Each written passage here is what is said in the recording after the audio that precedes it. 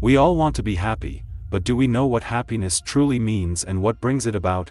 If we did, we could align our actions so that happiness was the natural outcome. At least most of the time, we hold many misconceptions about happiness instead. For example, happiness can easily be misunderstood as a constant state of joy and bliss. It can be confused with organizing the externals of one's life so that everything runs perfectly. It can be mistaken for focusing on attracting only the positive into your life. If none of these are real happiness, what is?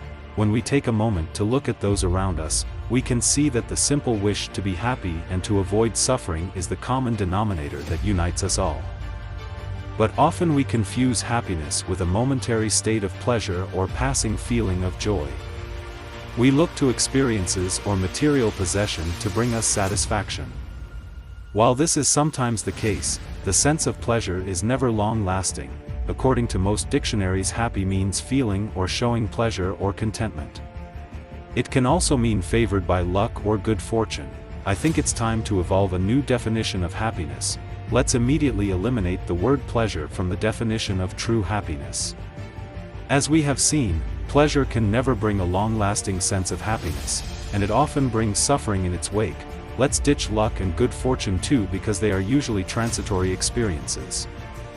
The word contentment contains some of the same meanings as happiness. It's also defined as a sense of ease. Take a moment to think of someone you know who exudes contentment. Don't they seem unruffled by the winds of life? Don't they seem to have an inner strength of being? Don't they live a simple wisdom that carries them through all the chaos and drama of life? This comes far closer to what I mean by true happiness. It's not a momentary feeling of joy, but a perspective and a way of being. Setting aside material possessions, true happiness can come about in two ways. Firstly, on an ordinary level, there are many ways we can train our mind in happiness. For example, we can choose loving thoughts, words, and actions. The more we cultivate love, compassion, joy, and impartiality, the more we'll become a vibrant source of happiness for ourselves and others. Secondly, on a profound level, when we're in touch with our true self, the awareness behind the thoughts and emotions, joy naturally arises. We don't have to do anything in particular to create it. It just flows when we abide in our natural mind.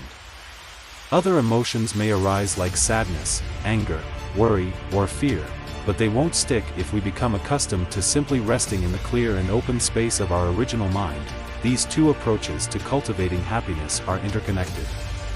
Actively engaging in positive thoughts, words, and deeds brings us closer to our true self. When we're in touch with our true self, these positive qualities spontaneously manifest. Sadly, most of us are not aware of this quiet awareness behind all the activity of mind, even though it's always there. We spend all our time embroiled in our thoughts and emotions, and think they are the real self, but thoughts and emotions are simply like clouds passing by in the open, clear space of our original mind. Sometimes the clouds are white and puffy. Sometimes they're stormy. But they're never permanent, nor are they our true self. All our suffering comes from confusing the clouds for the sky and holding on to them ever so tightly. What brings true happiness? These days, so many people wonder what brings true happiness. They read articles on the 10 keys to happiness, but still can't get unstuck from a fundamental discontent.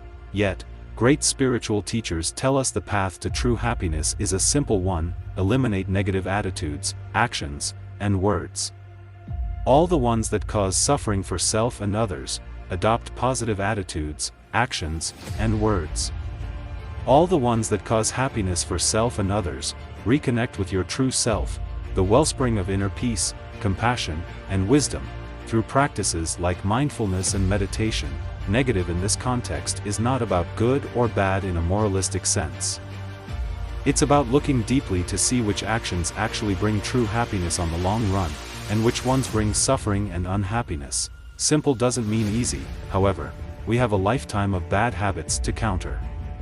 There's the hyperactive mind to pacify. Or the dull mind that needs to wake up. Happiness requires discipline and effort. But nourished by increasing happiness, discipline becomes joyful and effort becomes spacious and relaxed. It becomes a self-seeding cycle of ever-growing calm, clarity, and insight. True happiness can seem elusive in our modern times. We attempt to acquire all the things we're told will bring happiness: a good job, a beautiful partner, and the materials goods that promise unending pleasure. But still, we feel something is missing. There is a path to a more enduring happiness. You can step onto it right now by engaging in positive actions, eliminating harmful ones, and getting in touch with your true self, which lies behind all the ever-changing thoughts and emotions. Dalai Lama said happiness mainly comes from our own attitude, rather than from external factors. Thank you.